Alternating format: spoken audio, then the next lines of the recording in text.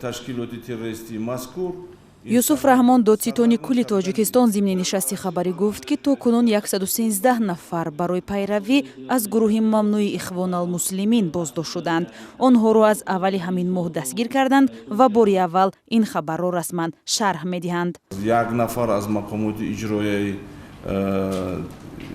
ноҳияи шаҳри Исфара аст ба ҷавобгарӣ ҷиноятӣ кашида шудааст. хоб зиёда аз 20 нафар аз макотиботи олӣ ҳаст ва аз дигар мақомот ҳастанд. додситони кул ҳамзамон сарусадоҳо дар бораи боздошти як корманди дастгоҳи президент ва як корманди вазорати тандурустиро ки гӯё барои узвият дар ин гурӯҳ боздошт шуданд рад кард.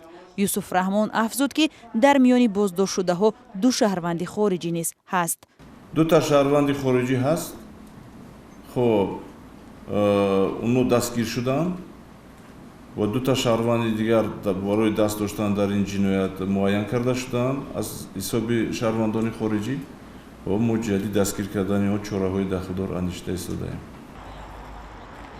чанд манбаъ дар мақомоти интизомӣ қаблан ба радиои озодӣ гуфта буданд ки як шабакаи аъзои ин созмони мамнӯъро дар кишвар ошкор карданд. соли 2016 чанд имом-хатиб дар вилояти суғд бо гуноҳи узвият дар ин созмон ба зиндон маҳкум шуданд.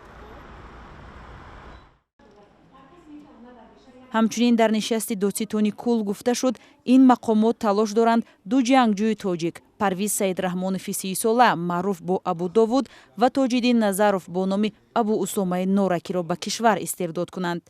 барои бадҷоҳии Тоҷикистон овардани аллакай як қисм корҳо ба шумо расонда шудааст ва мо умедворем ки ин масъала ҳам шуда меяд ва зои наздик ба ҷумҳурии Тоҷикистон меяд.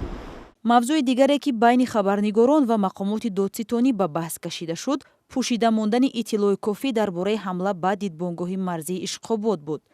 баъд аз пошории хабарнигорон додситони кул танҳо як рақами навро ба забон овард. 20 нафар мо дастгир кардагем вобаста ба ҳуҷум ба Ишқобод.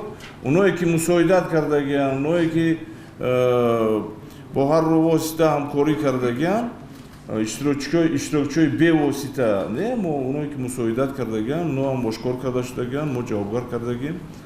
хоб тафтишот идома дорад, мумкин боз мо ошкор карда ба ҷавобгарӣ ҷиноятӣ кашем. ҳамла ба ин дидбонгоҳ шаби 6 ноябри соли 2019 иттифоқ афтод. мақомот гуфтанд ҳамла кори ҷангҷӯёни гурӯҳи даҳшатафкани давлати исломӣ аст ва ба иттилои расмӣ онҳо аз ноҳияи қалъаи Золи Афғонистон омаданд. давлати исломӣ масъулияти ҳамларо ба дӯш гирифт, вале ҳамчунон фарзия ва гумонзаниҳои дигар дар ҷомеа ва расонаҳо вуҷуд дорад.